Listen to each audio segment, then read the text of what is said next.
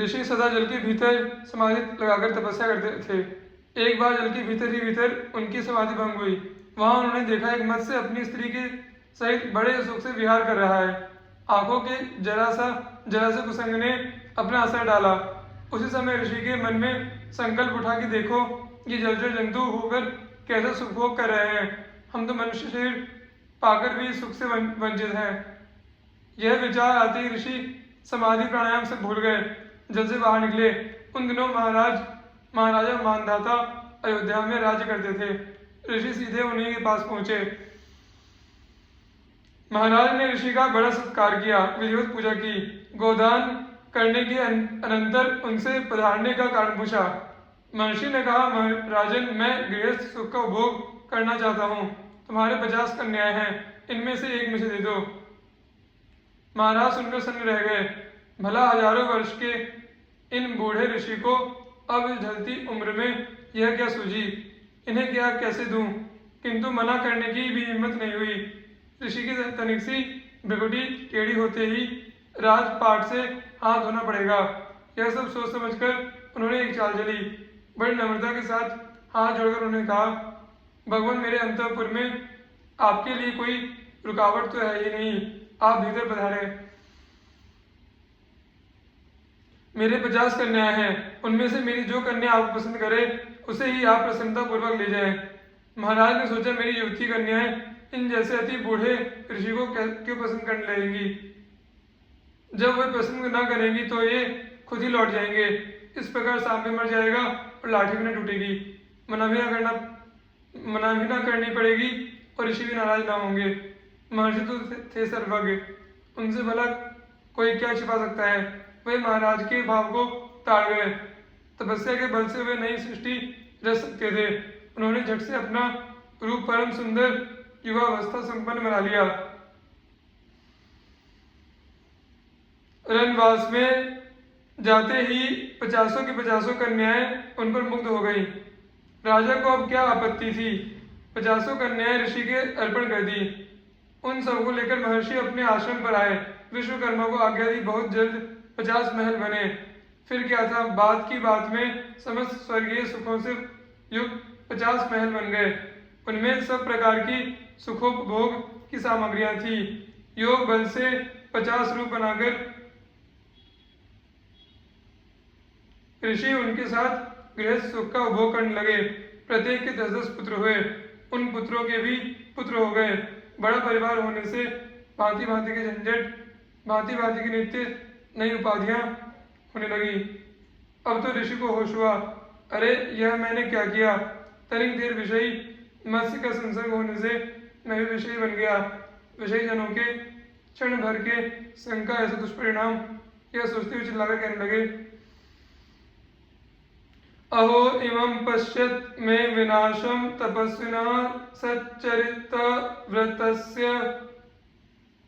अंतर्जले वारिचर प्रसंगात् प्रत्यावितं ब्रह्मचिरं धृतं यत् संगम त्यजेत मिथुन प्रतिनां मुमुक्षुः सर्वात्मना न विसृजेत बहिरिन्द्रियाणि एकश्चरन् रहसि चित्तमनंत ईशे युञ्जीत तत्व्रतिषु साधुषु चेत प्रसंगः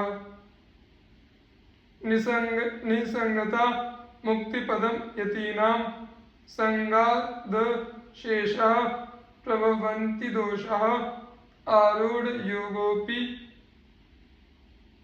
निपात्यतेधः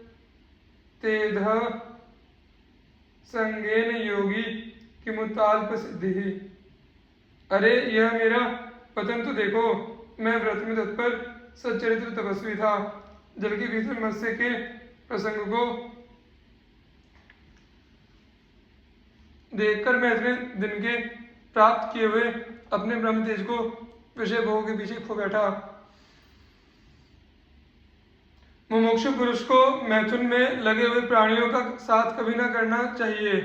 यदि सब प्रकार से न छोड़ सके तो बाहर की इंद्रियों से ही छोड़ दे। बिल्कुल एकांत में रहकर अनंत प्रभु में चित्त लगाकर उनके प्यारे भक्तों का सत्संग करना चाहिए। निसंग होना ही यतियों के लिए मुक्ति का मार्ग है। संग से सारे दोष उत्पन्न होते हैं। दुसंग से योग में आरूढ़ हुए योगी तक गिर जाते हैं। फिर अल्प सिद्धि वाले जीवों की तो बात ही क्या है। ऐसा सोचकर वे वानप्रस्थ धर्म का पालन करते हुए ब्रह्म में लीन हो गए। सौबरी मुनि के जीवन में भूत दया विशेष रूप से देखी जाती है। वे प्राणियों को दुखी नहीं देख सकते थे। प्राणी मात्र के प्रति दया का भाव रखना, ये तो सच्ची साधुता है। महर्षि वशिष्ठ जी। महर्षि वशिष्ठ की उत्पत्ति का वर्णन पुराणों में विभिन्न रूप से आता है। ये कहीं ब्रह्मा के मानस पुत्र, कहीं आग्नेय पुत्र और कहीं मित्रा वरुण के पुत्र कहे गए हैं। कल्प भेद से ये सभी बातें ठीक है। ब्रह्म शक्ति की मूर्तिमान स्वरूप तपोनिधि महर्षि वशिष्ठ के चरित्र से हमारे धर्मशास्त्र, इतिहास और पुराण भरे पड़े हैं। इनकी सहधर्मिणी अरुंधति जी हैं, जो सप्तर्षि मंडल के पास ही अपने पति देव की सेवा में लगी रहती हैं। जब इनके पिता ब्रह्मा जी ने इन्हें सृष्टि करने की और भूमंडल में आकर सूर्यवंशी राजाओं का पौरोहित्य करने की आज्ञा की, तब इन्होंने उस कार्य से बड़ी हिचकिचाहट प्रकट की। फिर ब्रह्मा जी ने समझाया कि इसी वंश में आगे चलकर पुरुषोत्तम भगवान श्री राम का पूर्ण अवतार होने वाला है। अतः इस निंदित कर्म के द्वारा भी तुम्हें बड़ी ऊंची गति प्राप्त होगी। तब कहीं उन्होंने आना स्वीकार किया।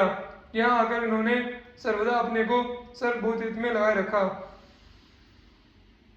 जब कभी अनावृष्टि हुई, दुर्भिक्ष पड़ा, तब उन्होंने अपने तपोबल से वर्षा कराई और जीवों की अकाल मृत्यु से रक्षा की। इक्ष्वाकु, निमि आदि से अनेकों यज्ञ कराए और विभिन्न महापुरुषों के यज्ञों में सम्मिलित होकर उनके अनुष्ठान को पूर्ण किया। जब अपने पूर्वजों के असफल हो जाने के कारण गंगा को लाने से भगीरथ को निराशा हुई, तब इन्होंने उन्हें प्रोत्साहन देकर मंत्र बतलाया और इन्हीं के उपदेश के बल पर भगीरथ ने महान प्रयत्न करके गंगा जैसी लोक कल्याणकारिणी महानदी को हम लोगों के लिए सुलभ कर दिया। जब दिलीप संतानहीन होने के कारण अत्यंत दुखी हो रहे थे, तब उन्हें अपनी गौ नंदिनी की सेवा विधि बताकर रघु जैसे पुत्र रत्न का दान किया। दशरथ की निराशा में आशा का संचार करने वाले यही महर्षि वशिष्ठ थे। इन्हीं की सम्मति से पुत्रेष्टि यज्ञ हुआ और फलस्वरूप भगवान श्री राम ने अवतार ग्रहण किया। भगवान श्री राम को शिष्य रूप में पाकर वशिष्ठ ने अपना पुरोहित जीवन सफल किया और न केवल वेद विधान ही बल्कि योग वाशिष्ठ जैसे अपूर्व ज्ञानमय ग्रंथ का उपदेश करके अपने ज्ञान को सफल किया। भगवान श्री राम के वन गमन से लौटने पर उन्हें राज्यकाल में सर्वदा परामर्श देते रहे और उनसे अनेकों यागादि करवाए। महर्षि वशिष्ठ से काम क्रोधादि शत्रु पराजित होकर उनकी चरण सेवा किया करते थे। इसके संबंध में तो कहना ही क्या है। एक बार विश्वामित्र उनके अतिथि हुए।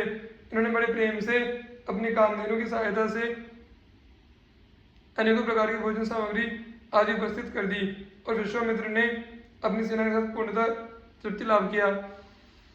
उस गौ की ऐसी अलौकिक क्षमता देखकर विश्वामित्र को बड़ा आश्चर्य हुआ और उन्होंने उसे लेने की इच्छा प्रकट की। वह गौ वशिष्ठ के अग्निहोत्र के लिए आवश्यक थी। अतः जब उन्होंने देने में असमर्थता प्रकट की, तब विश्वामित्र ने बलात् छीन ले जाने की चेष्टा की। उस समय वशिष्ठ ने उस गौ की सहायता से अपार सेना की सृष्टि कर दी और विश्वामित्र की सेना को मार भगाया। क्षत्रिय बल के सामने इस प्रकार ब्रह्म बल का उत्कर्ष देखकर उन्हें हार माननी पड़ी, परंतु इससे उनकी द्वेष भावना कम न हुई, बल्कि उन्होंने वशिष्ठ को हराने के लिए महादेव जी की शरण ग्रहण की। शंकर जी की कृपा से दिव्यास्त्र प्राप्त करके उन्होंने फिर वशिष्ठ पर आक्रमण किया, परंतु वशिष्ठ के ब्रह्मदंड के सामने उनकी एक न चली और उनके मुंह से बरबस निकल पड़ा। धिक बलम क्षत्रिय बलम ब्रह्म तेजो बलम बलम एकेन ब्रह्मदंडेन सर्वास्त्राणि हतानि में।